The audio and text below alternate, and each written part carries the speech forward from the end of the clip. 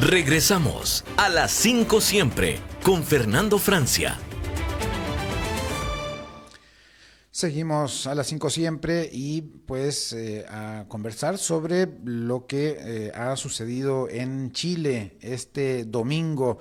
Chile se enfrentará a una segunda vuelta presidencial pues cargada de tensiones porque este domingo hubo la elección presidencial en donde Janet Jara, la candidata digamos oficialista de la izquierda chilena, obtuvo alrededor de 27% y muy cerquita, en segundo lugar, José Antonio Kast, que junto a Jara entonces participará en la segunda ronda el 14 de diciembre. Y bueno, hay mucha gente que está ya haciendo análisis de lo que pasó en Chile y por eso tenemos a Ricardo Israel, es analista internacional, doctor en ciencia política, abogado y además también ha sido candidato presidencial en Chile en otros tiempos, por supuesto. Ahora analizando de qué nos está hablando el resultado electoral chileno. Muchas gracias por este tiempo, Ricardo. Bienvenido a las 5 siempre. Muchas gracias por la invitación. Bueno, el resultado fue exactamente el pronosticado, solo en cuanto a quienes pasaron a la segunda vuelta. Janet Jara es militante del Partido Comunista y ganó las primarias del sector de izquierda, entre 1/3 y 1/4 en la votación histórica de la izquierda en Chile, y logró retenerla. También logró que saliera bien parado un gobierno que ha fracasado en prácticamente todos los objetivos que se propuso, como es el de Gabriel Boric, y al entregar el mando el próximo año, en marzo, a su sucesor o su sucesora, va a tener menos de 40 años y por lo tanto va a poder volver a competir más de una vez. Ahora, ¿qué significa este resultado? Esta ha sido, en términos históricos, la votación o la elección más favorable a la derecha en al menos un siglo. Aun cuando ganó la derecha, los temas que predominaron siempre fueron temas de centro o de izquierda, fundamentalmente los temas sociales. Pero ahora la elección estuvo centrada fundamentalmente en el tema de la crisis económica, en el tema de la delincuencia y en el tema de la inmigración ilegal, nada diferente a otros países de la región. La derecha se dividió en 3 candidaturas que si hubieran ido en una sola probablemente hubieran ganado la primera vuelta, pero el que pasara se suponía que iba a recibir el apoyo de las otras 2 y por lo tanto tiene la primera posibilidad para ganar dentro de un mes, el domingo 14 de diciembre. Estaríamos hablando, estaríamos hablando Sí, entonces que perdón. Franco Parisi y Johannes Kaiser serían los dos, tercer y cuarto lugar respectivamente, que apoyarían a Antonio Casti y se espera entonces que sus votantes también lo hagan. No, son fundamentalmente Kaiser y Evelyn Matei. Ajá. Evelyn Matei representó a la derecha, a la centro derecha tradicional, que se ha repartido desde el retorno a la democracia después de la salida de la dictadura, la larga dictadura del general Pinochet, junto con la centroizquierda. En Chile se ha dado un fenómeno que lo confirma esta elección, que se ha dado en muchos otros países en la región y en el mundo, que es la práctica desaparición del centro político. Katz fue quien se enfrentó a Boric en la última elección hace 4 años, ganó en la primera vuelta pero perdió en la segunda. La segunda vuelta o solución francesa ha acompañado a todas las candidaturas en el retorno a la democracia. De hecho, en la que yo participé, también participó Evelyn Matei, que hoy día salió quinta, y Franco Parisi. Franco Parisi fue la gran sorpresa. Franco Parisi no vive en Chile, vive en Estados Unidos, va a Chile a competir en las elecciones, ha competido en 3 y siempre ha ganado con su plataforma populista mucho más de lo que le daban las encuestas. Lo que se supone es que los votantes de Kaiser y los votantes de Matei apoyarían a Katz en esta segunda vuelta. Y en todo caso, bueno, Franco Parisi ha dicho que él no es dueño de los votos, ¿cierto? Pero, ¿qué se espera que pase con ese caudal de cerca de un 20%? Lo que se espera es que haya una negociación. El hecho de que la derecha fuera dividida los perjudicó en el sentido de que probablemente hubieran tenido mayoría absoluta tanto para modificar la ley y la constitución en el Congreso, pero ahora van a tener que negociar, tienen empate en el Senado, tienen mayoría en la Cámara de Diputados, pero los 14 asientos que obtuvo el Partido de la Fuentes, de la gente, como se llama el de Parisi, va a llevar a una negociación. En todo caso, los temas que va a tener que abordar Chile no son muy distintos, son los temas que hoy día predominan y a partir de marzo del próximo año la solución no es de este gobierno, sino del próximo. Significa recuperar el crecimiento económico que Chile lo ha perdido, significa también enfrentar el tema de la delincuencia en un país que era relativamente seguro y también ordenar el tema de la inmigración, porque en Chile, en esta elección, a pesar que todavía no disponemos los datos, se debe haber hecho sentir la inmigración. Fíjense, en el año 92 era un 0,8 de votantes extranjeros porque la constitución chilena permite a quienes tienen residencia en el país ser incorporados automáticamente a los registros electorales al cumplir 5 años. Hoy día es el 8,8, o sea, prácticamente 1 de cada 10 votantes. Y dentro de eso, el 40% son venezolanos. Por lo tanto, se supone que van a ser, que fueron importantes en esta elección, pero todavía no hay suficientes datos para saber cuán importantes lo fueron. Pero eso es algo nuevo en elecciones chilenas y con toda seguridad va a seguir creciendo. Ahora, decías que desde hace rato ya en Chile la población no busca soluciones de centro, sino que se está radicalizando y lo vemos con Jara y Kast, quizás los dos extremos más radicalizados de la papeleta. Bueno, no los más, pero de los 5 primeros lugares quizás sí. Y y también se está dando este fenómeno de alternancia casi que automática, ¿no? Que no está repitiendo, salvo con algunas excepciones, República Dominicana, México, El Sí. Salvador, pero en América Latina estamos repitiendo cada vez menos a las figuras que vienen estando en el poder como una especie de crítica a no nos está, de que las poblaciones hacen de que no están recibiendo las soluciones que quizás les prometen.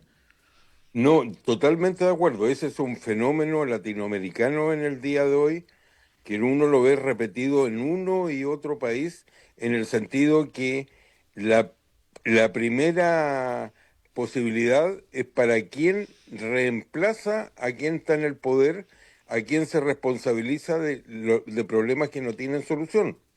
Yo pienso para el futuro de Chile, el único camino es lo que ya dio resultado después de la caída de la dictadura, donde en Chile hubo un gran acuerdo nacional en torno al mercado y a la democracia y tuvo 30 años de mucho desarrollo económico que ya no existen.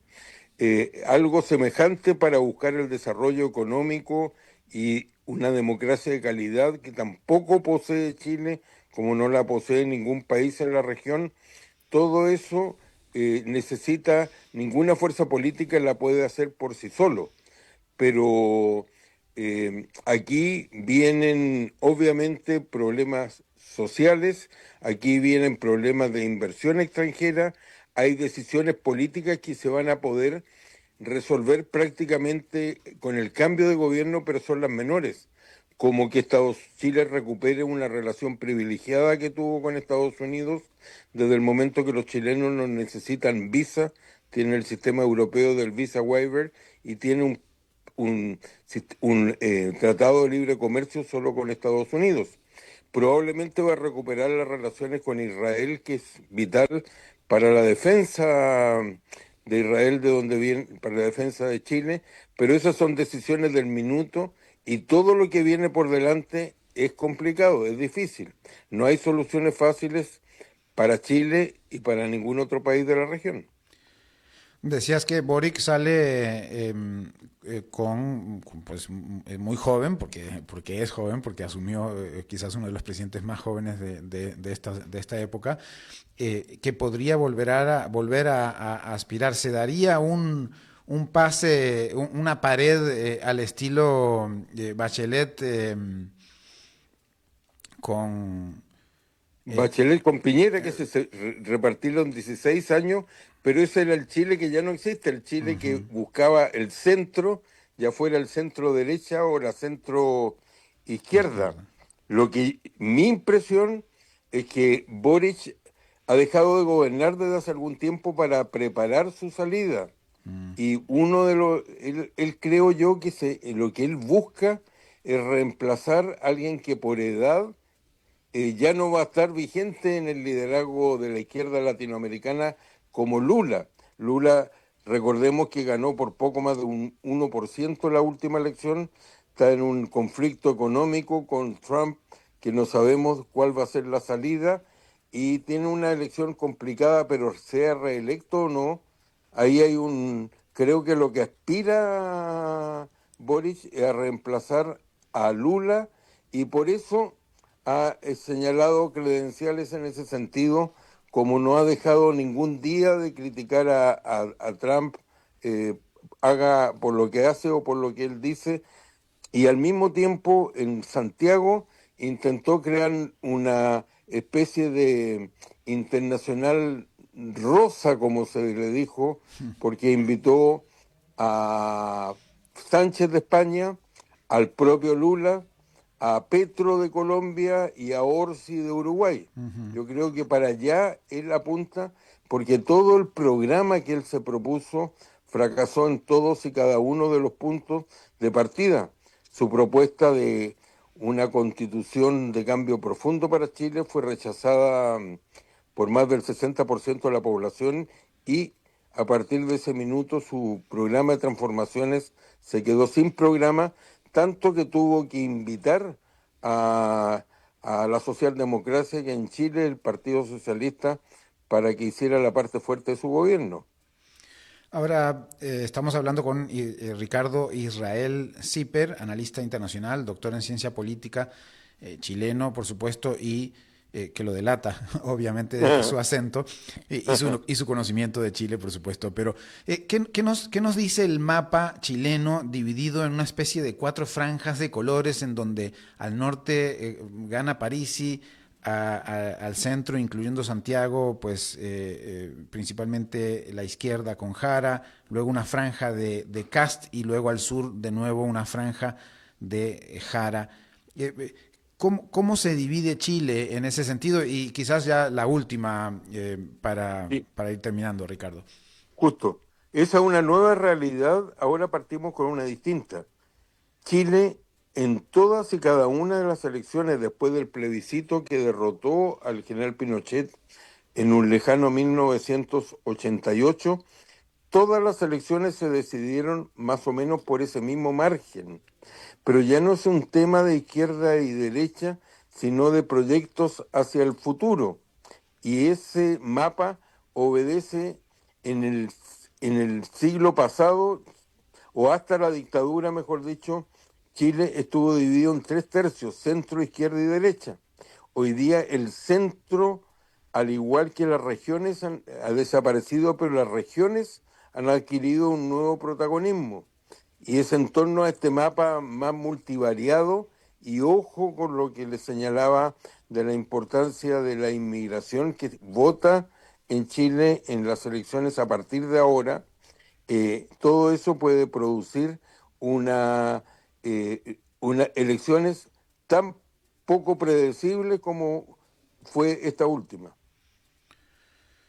Muy bien, muchas gracias Ricardo por tus conceptos sobre pues un resultado que quizás ya era esperado y el resultado quizás que más será cantado, imagino será el del 14 de diciembre, esa segunda vuelta que me imagino que coincidirás con que gana José Antonio Cast, es lo más probable. Sí, lo que no sabemos fue tal la animadversión entre las candidaturas de derecha que no sabemos ¿Con quién va a gobernar? Si solo con su gente o Ujú. además va a incorporar a todo el resto de la derecha.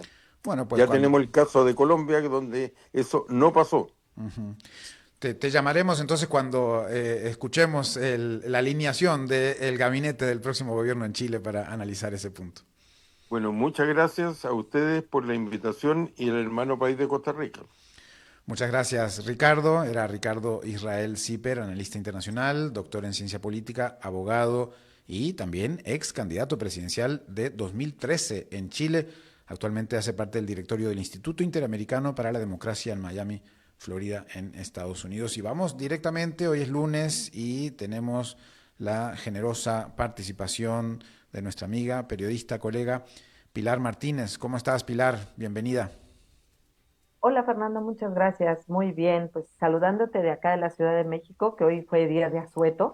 Ah, Sabrás cierto, que nos feriado. recorren, sí es feriado porque nos recorren el día del 20 de noviembre al lunes, y entonces, bueno, hoy El la día de ciudad está en mucha paz. el día de la Revolución Mexicana. Día de la Revolución Mexicana, que se hacen desfiles, se hacen varias conmemoraciones, pero fíjate que en esta ocasión se van a suspender por una serie de manifestaciones que se dieron el fin de semana por un grupo de jóvenes de la generación Z, que sabrás que se realizaron una marcha, pues con diferentes posicionamientos o demandas que tienen hacia el gobierno.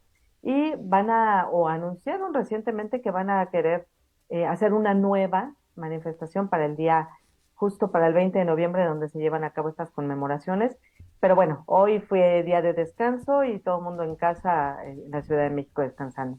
Y el tema que quería yo platicar contigo es justo porque el próximo miércoles también se conmemora el Día Internacional de la Mujer Emprendedora.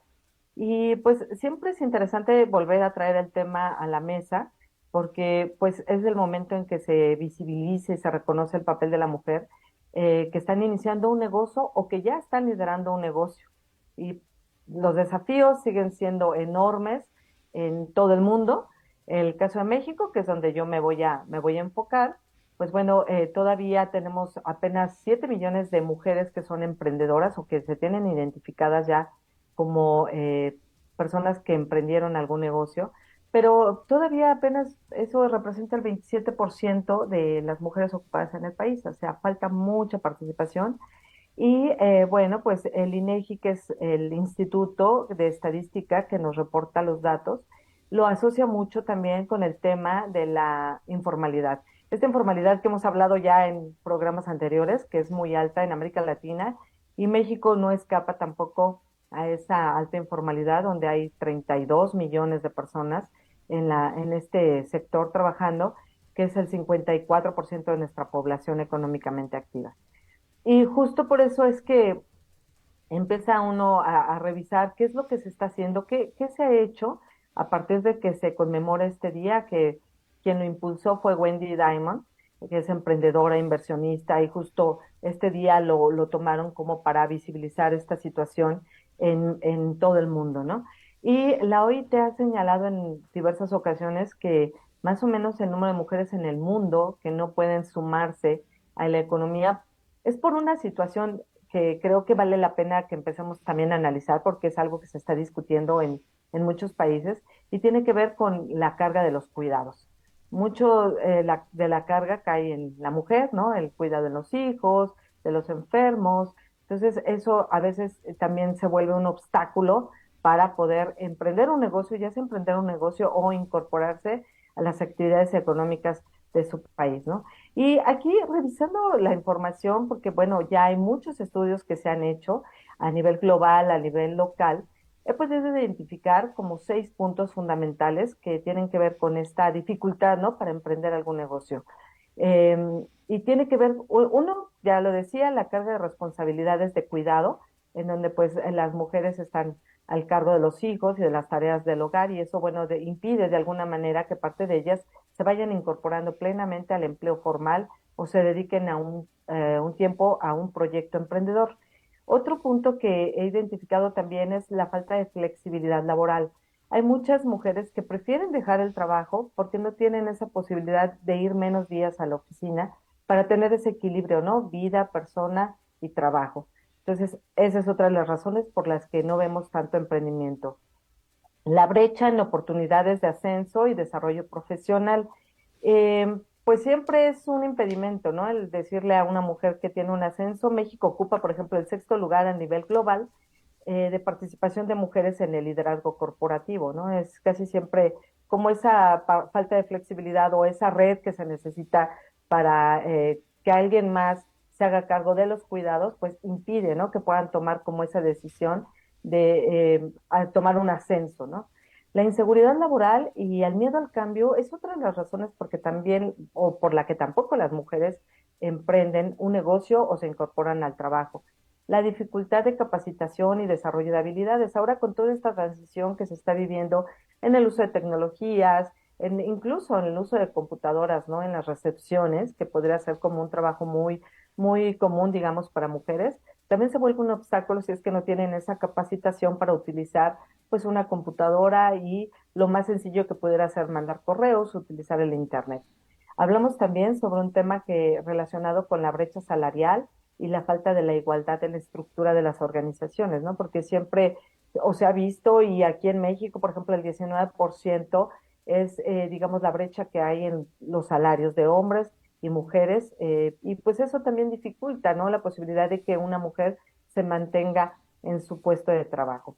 Aunque se han hecho muchas otras cosas, sabemos que, por ejemplo, en el caso de México, la ONU Mujeres y el Programa de Naciones Unidas para el Desarrollo emprendieron algunos programas. Uno de ellos se llama Wi-Fi, que son pues empujar con ciertos financiamientos el hecho de que puedan capacitarse mujeres, que pueda haber inclusión financiera y herramientas digitales. Y en el caso de la Ciudad de México, por ejemplo, hemos visto que con estos cambios de gobierno que se han dado y que tienen una visión mucho más social, digamos, también han destinado un presupuesto para empezar como este tema de cuidados, ¿no? Que es importante decirlo, vuelvo al dato, ¿no? La OIT señala que hay 708 millones de mujeres en el mundo que no pueden sumarse a una actividad económica porque tienen a su cargo, ahora sí que esos cuidados, ¿no? Ya sea de la familia o sea de los hijos. Entonces, creo que es muy importante destacar que sí ha habido avances, por supuesto que los hay. Las mujeres emprenden, sí, pero la mayoría lo hace en la informalidad, que tampoco es lo mejor, digamos, porque tampoco hay financiamientos accesibles y pues lo hacen también en un modo para contribuir, ¿no? Con un poco el salario que se necesita, el complemento del salario que se necesita en los hogares, en el caso de México, pero vamos, es como algo que sucede también en otras naciones. ¿Cómo ves, Fernando?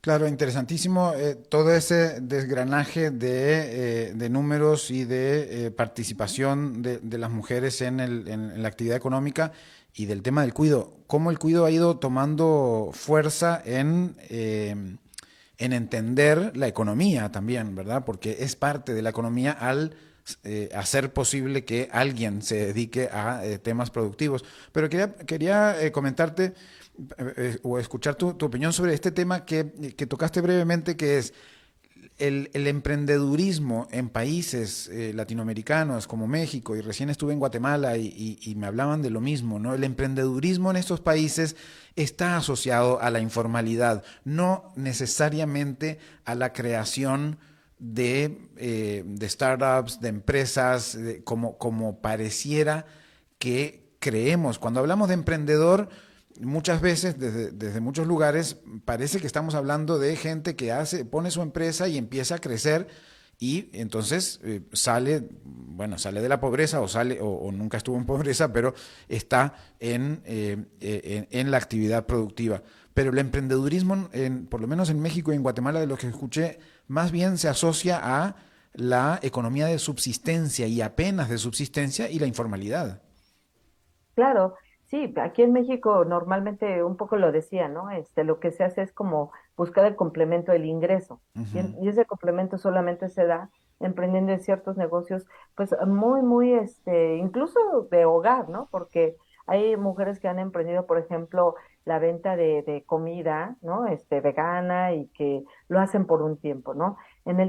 Cuando estuvo la pandemia también muchas mujeres emprendieron porque fue la única manera que encontraron, Ujú. digamos, de sostener el hogar, porque muchos hombres perdieron su empleo y entonces era la única manera de salir adelante. Entonces, ciertamente está muy, muy vinculada con la Claro. informalidad y sobre todo porque tampoco hay interés, o hasta ahora, muy poco todavía, hay créditos, ¿no? Acceso al crédito que sea flexible, que puedan ellas tener un plan de negocio, que puedan avanzar en este emprendedurismo. Tampoco hay capacitación O hay y poca. políticas de cuidados, Ujú, ¿no? Hablábamos, claro. o hay muy poca capacitación. Ujú. Se requiere la capacitación para poder mantener estos negocios que, por ejemplo, en el caso de México, estas pequeñas y medianas, pequeñas empresas pequeñas que empiezan no duran más de 2 años. Entonces sí es importante que tengan todo este apoyo gubernamental para que puedan, pues al final ir creciendo y a su vez, pues ser un círculo virtuoso, ¿no? Porque Claro. crecen ellas, contratan personas, entonces hay igual, ¿no? Pues, se vuelve un mayor consumo, entonces tenemos como el pago de impuestos, tenemos que se dan empleos de calidad, porque si no, entonces volvemos a lo mismo, ¿no? Empleos que no tienen seguridad social y que se pagan por la informalidad, etcétera. Entonces, considero que sí es muy importante toda esta capacitación, el acceso al crédito, pero también ahora lo que se ha incorporado mucho en estos análisis que se han estado haciendo es el tema de las políticas de cuidado. Entonces, creo Ujú. que eso es básico, es muy importante para que podamos avanzar, porque si no se reduce esa carga de cuidados, pues millones de mujeres no podrán, ¿no? incorporarse a esta economía ni tampoco emprender como quisiéramos que fuera mucho más rápido y más acelerado. Exacto. Muy bien, pues muchas gracias, Pilar, por estos conceptos, estos números, esta información. Muchas gracias. Gracias, hasta luego, buen día. Viene a Pilar Martínez, periodista mexicana especializada en empleo, trabajo y economía, que la tenemos los lunes, así que pues le agradecemos muchísimo su participación y amigos, llegamos al final, les agradezco por una tarde más que compartimos y que nos informamos de cómo está el mundo en temas de economía, finanzas y geopolítica, con producción de Mauricio Sandoval desde Bogotá, David Guerrero en los controles, CRC 891 Radio, me despido y nos vemos en 23 horas. A las 5 siempre con